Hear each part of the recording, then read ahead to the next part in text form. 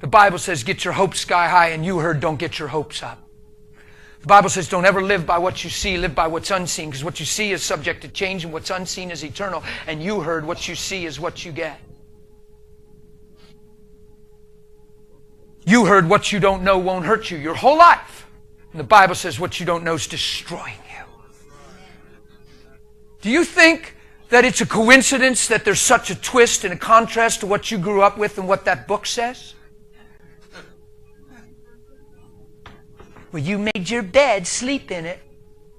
Unmerciful quote. No, Jesus made a brand new bed. You ought to crawl in and sleep tight. A man doesn't get what he deserves. A man gets what he paid for. You grew up in a world that says don't get your hope up. The Bible says get your hope sky high. You grew up in a world that says what you don't know won't hurt you, and the Bible says what you don't know is destroying you. You grew up in a world that says what you see is what you get, and the Bible says don't ever live by what you see. It's subject to change. What you don't see is eternal. You live in a world and grew up here and you made your bed. You sleep in it. No, He made a brand new bed. Crawl in, it's clean, and you'll sleep well. Come on, the language you grew up with is not heaven.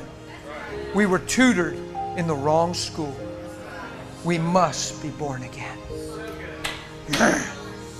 People weren't the problem. It was the mindset that we embraced through the fall. It was the deception. It was the thing we believed we were that we weren't, and God knew the truth because He is the truth. That's why it was so easy for Jesus to say, forgive them, they know not what they do. Because He knows who we are.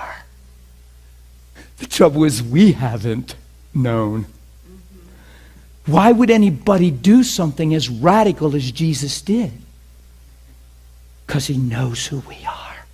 He loves who He made us to be, and He loves the potential of that calling.